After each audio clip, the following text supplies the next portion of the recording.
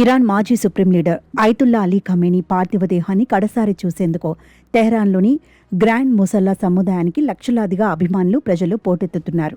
సుమారు 36 ఏళ్ల పాటు ఇరాన్ను ఏకఛత్రాధిపత్యంగా పాలించిన ఖమేనీ ఈ ఏడాది ఫిబ్రవరి 28న ప్రారంభమైన ఇరాన్ యుద్ధ తొలి దాడుల్లో తన కుటుంబ సభ్యులతో సహా హతమవడం అంతర్జాతీయంగా తీవ్ర కలకలం రేపింది.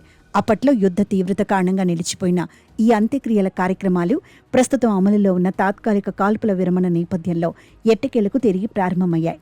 జూలై 4న అధికారికంగా ప్రారంభమైన ఈ శోకసంద్రం 6 రోజుల పాటు కొనసాగి జూలై 9న మషద్లోని ప్రసిద్ధ ఇమాం రెజా పుణ్యక్షేత్రంలో ఖననంతో ముగియనుంది. పటిష్టమైన సైనిక భద్రత నడుమ జరుగుతున్న ఈ ముగింపు వేడుకలో ఇస్లామిక్ రిపబ్లిక్ పాలన పట్టును, దేశ ఐక్యతను చాటి చెప్పే ఒక రాజకీయ ప్రదర్శనగా అంతర్జాతీయ విశ్లేషకులు భావిస్తున్నారు.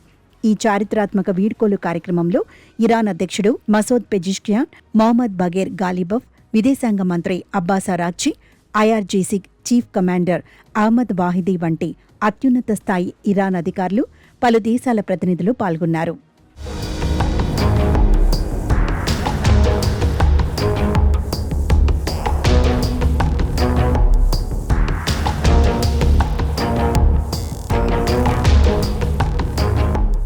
ఈ అధికారిక ప్రార్థనల వేళ అలీ ఖమేనీ శవపేటిక వద్ద ఆయన ముగ్గురు కుమారులు ముస్తఫా, మీసం, మసూద్ ఖమేనీలు నిలబడి తండ్రి భౌతిక కాయాన్ని చూసి కన్నీటి పర్యంతమయ్యారు.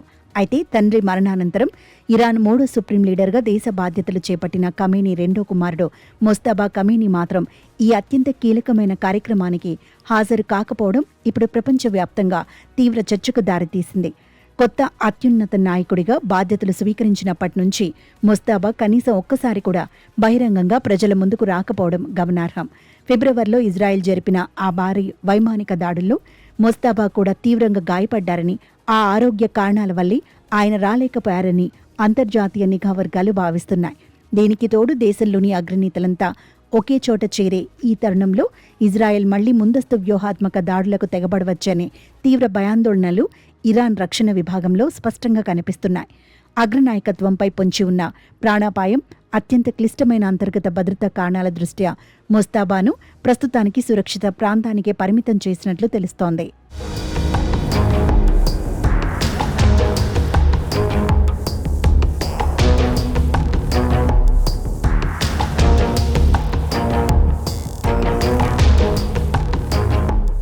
ఈ నేపథ్యంలోనే సుప్రీం లీడర్ ముస్తాబా ఖమేనీ కేవలం అధికారిక ప్రకటనల విడుదలకు మాత్రమే పరిమితమవుతూ క్షేత్రస్థాయి పరిపాలనను తెరవెనుక నుంచే నడిపిస్తున్నారు. కొత్త నాయకుడి గైర్హాజరీ ఇరాన్ అంతర్గత అధికార నిర్మాణంలో ఏవైనా విభేదాలు లేదా అభద్రతా భావాన్ని సూచిస్తోందా అనే కోణంలోనూ పాశ్చాత్య మీడియా విశ్లేషణలు మొదలుపెట్టింది. అయినప్పటికీ టెహ్రాన్ వీధుల్లో వ్యక్తమవుతున్న ప్రజలు, సైనిక బలగాల ప్రదర్శన ఇరాన్ పాలకుల పటిష్టతను ప్రపంచ దేశాలకు చాటి చెబుతోంది. రానున్న రోజుల్లో దేశంలోని వివిధ నగరాల్లో మరికొన్ని ఊరేగింపులు నిర్వహించిన అనంతరం ఖమేనీ భౌతిక కాయాన్ని పవిత్ర మషద్ నగరానికి తరలిస్తారు. యుద్ధం సృష్టించిన విధ్వంసం, అగ్రనేతల మరణాల తాలూకు గాయాల నుంచి ఇరాన్ ఇప్పుడిప్పుడే కోలుకుంటున్న తరుణంలో ఈ అంత్యక్రియలు జరుగుతున్నాయి. శత్రు దేశాల హెచ్చరికల నడుమ అధికార మార్పిడి పూర్తి చేసుకున్న కొత్త ఇరాన్ ప్రభుత్వం భవిష్యత్తులో ఎలాంటి విదేశాంగ విధానాన్ని అవలంబిస్తుందో అనేది ఇప్పుడు పశ్చిమాసియా రాజకీయాల్లో అత్యంత కీలకంగా మారింది.